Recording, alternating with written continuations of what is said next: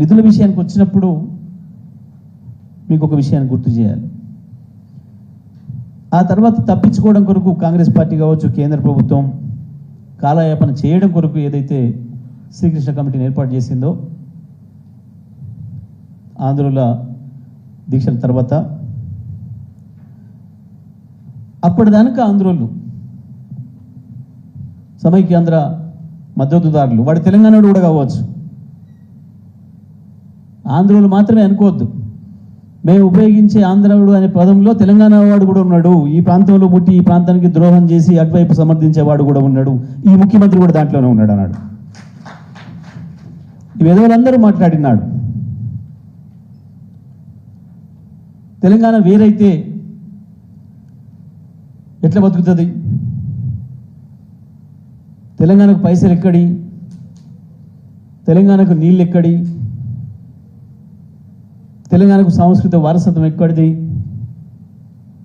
అనేక రకాల భయాలు పెట్టిండ్రు. మొత్తం ప్రచారం అంతా ఆ పద్ధతిలోనే చేసిండ్రు.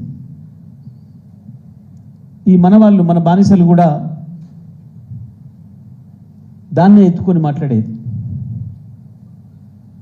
కానీ శ్రీకృష్ణ కమిటీ ముందుకు పోగానే, కేసీఆర్ జయశంకర్ సార్ పోగానే ఆయన అడిగిన మాట, మొదటి మాట, సరే రాష్ట్రం వేరైతుంది ఓకే, కానీ మరి ఆంధ్రలో ఎట్లా బతకాలో చెప్పరు అన్నాడు. తెలంగాణలో ఎట్లా బతుకుతారని అడగలే, మీరు విడిపోతే మరి ఆంధ్రలో ఎట్లా బతకాలో చెప్పండి. శ్రీకృష్ణ కమిషన్ అడిగిన మాట. ఆంధ్రాకి నిధులు లేవు, మీరు వేరైపోతే నిధులన్నీ మీ దగ్గర ఉంటే వాళ్ళు అడక్క తింటారు, వాళ్ళకి ఎక్కడిది అవకాశాలు అని చెప్పి మాట్లాడిన ఆయన. డీప్గా చదివినాడు కాబట్టి. ఇంతకుముందు అశోక్ అన్న చెప్పిండు కదా, మీరు మ్యాక్రో లెవెల్లో ఒకసారి మైక్రో లెవెల్లో వెళ్ళండి, ఒక మండలానికి మీకు తెలుస్తుంది అనే మాట. మొదటిసారిగా ఆయన బయట పెట్టిండు ఆ రహస్యం. అది మనకు తెలుసు, అది మనకు తెలుసు కాబట్టే కొట్లాడినాం. మా నిధులు అటే పోతున్నాయనే మాట మనం మొదటి నుంచి చెప్పినాం, దాని కొరకే కొట్లాడినాం. కానీ ఆంధ్ర నాయకులు, సమైక్యాంధ్ర నాయకులు రివర్స్లో మాట్లాడారు. ఇక్కడ ప్రజల అమాయకులు, భయపెట్టించేద్దాం, ఇక్కడ నాయకులకు ఎట్లాగో బానిస తత్వం ఉంది, మనం ఏం చెప్తే అదే వింటుండ్రు, ప్రజలు కూడా అట్లా మభ్య పెడదాము అని ఆయనను సాటిస్ఫై చేయడం కొరకు, ఆంధ్రప్రదేశ్ కూడా బతుకుతుంది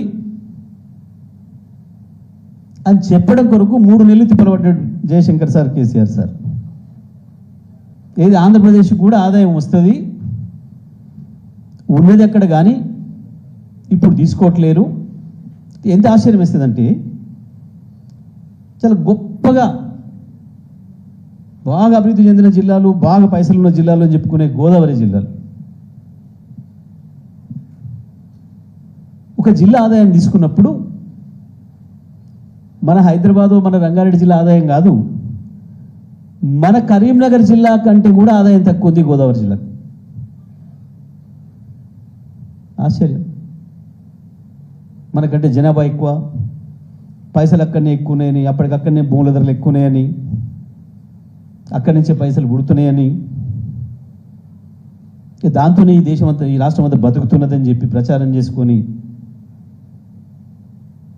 డంబాచారాలు చెప్పుకున్న వాళ్ళకి లెక్కలు చూస్తే వాస్తవంగా మనకటి తక్కువ. దాంట్లో నుంచి వాళ్ళు థియరీ తయారు చేసి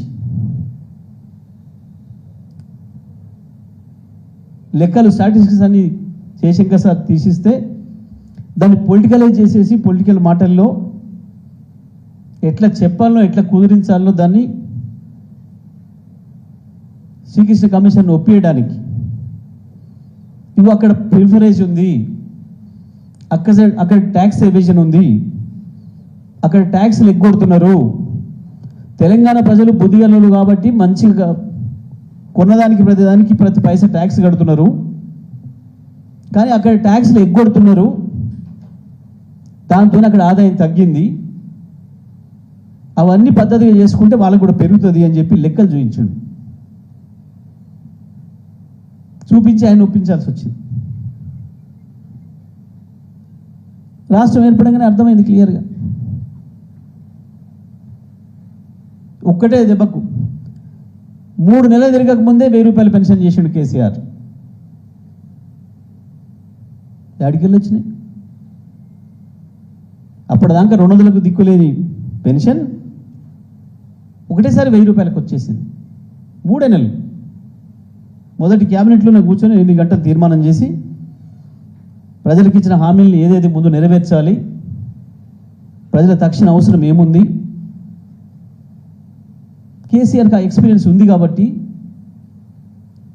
అసలు పరిపాలన అంటే ఏంది, పరిపాలన దేని కొరకు సాగాలి, ఎవరి కొరకు సాగాలి, దేనికి తెచ్చుకున్నాం ఈ రాష్ట్రం, ఎన్ని సిద్ధాంతాలు చెప్పినా, ఎన్ని చేసినా, ఎన్ని కొత్త టెక్నాలజీలు తెచ్చినా, ఏం చేసినా ఆఖరికి మనిషి కావాల్సింది అన్నం.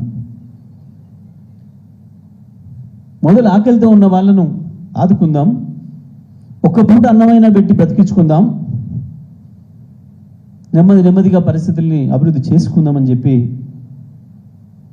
వచ్చిన 3 నెలల్లోనే 1000 రూపాయల పెన్షన్ ఇవ్వగలిగిండు అని అంటే మన నిధులు మనకున్నాయి కాబట్టి, ఆపుకోగలిగినాం కాబట్టి. ఆ తర్వాత ఆగలే, ఒక్కటొక్కటిగా రాష్ట్ర ఆర్థిక పరిస్థితి ఏంది, ఎక్కడ ముందు ఇన్వెస్ట్ చేయాలి, ఎక్కడ పెట్టాలి, మళ్ళీ అభివృద్ధి ఆగకుండా ముందుకు పోవడానికి మళ్ళీ పైసల్ని జనరేట్ చేయడం కొరకు, మళ్ళీ ప్రభుత్వానికి ఆదాయాన్ని పెంచడం కొరకు మళ్ళీ చర్యలు తీసుకోవాలి అని దాని విషయంలో ఒక స్పష్టత ఉంది కాబట్టి, కేసీఆర్కి ఆ అనుభవం ఉంది కాబట్టి ఒకటొకటిగా ఒకవైపు సంక్షేమ పథకాలు, మరొక వైపు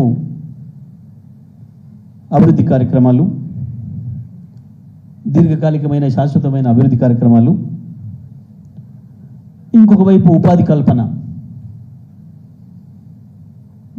ఇంతకుముందు దేవప్రసాద్ అని చెప్పాడు, ఉపాధి కల్పన అంటే కేవలం ప్రభుత్వ ఉద్యోగాలు మాత్రమే కాదు, లక్షలాది మందికి, కోట్లాది మందికి పని కల్పించే వాతావరణ నిర్మాణం. ఉద్యోగాలంటే కేవలం, ఉపాధి అంటే కేవలం ప్రభుత్వ ప్రైవేట్ ఉద్యోగమే కాదు, 2 కోట్ల ఎకరాల భూమిని సాగులకు తేవడానికి మించిన అద్భుతమైన ఉపాధి కల్పన ఇంకొకటి ఉండదు. అక్కడనే వేలాది మంది, లక్షలాది మందికి అద్భుతమైన ఉపాధి కల్పన జరిగింది. చాలామంది వీటిని లెక్కలకు తీసుకోలేరు. అక్కడ ఉపాధి జరిగింది కాబట్టి, అక్కడ వ్యవసాయం అభివృద్ధి చెందింది కాబట్టి, అక్కడి నుంచి ఆదాయం వచ్చింది కాబట్టి, కరోనా సమయంలో మొత్తం ప్రపంచ ఆర్థిక వ్యవస్థలు అన్నీ పడిపోయినా, నెగిటివ్గా పోయినా, ఒక్క తెలంగాణ బడ్జెటే సర్ప్లస్లో మిగిలింది. మొత్తం ప్రపంచంలో ఉన్న మొత్తం అమెరికాతో సహా అన్ని దేశాలు నెగిటివ్ గ్రోత్లకు పోతే ఒక్క తెలంగాణనే 2% పాజిటివ్ గ్రోత్లో మిగిలిందంటే కారణం వ్యవసాయ రంగం మీద కేసీఆర్ తీసుకున్న చర్యలు, వ్యవసాయ రంగంలో వచ్చిన అభివృద్ధి, వ్యవసాయ రంగం నుంచి వచ్చిన ఆదాయం. ఎట్లా కొయ్యాలి కోతలని భయపడ్డారు ప్రజలు, బయటికి వెళ్ళడానికి లేదు కదా. ఆసారి చెప్పిండు, రైతులు ఎక్కడికి బయటకు వచ్చే పని లేదు, కళ్ళంలోనే కొనాలి, మనం ప్రతి ఊర్లో కూడా పెట్టండి కొనుగోలు కేంద్రం అని. భారతదేశంలో కాదు, ప్రపంచంలో ఎక్కడ లేదు, ప్రతి ఊర్లో కొనుగోలు కేంద్రం పెట్టిన మొట్టమొదటి రాష్ట్రం తెలంగాణ.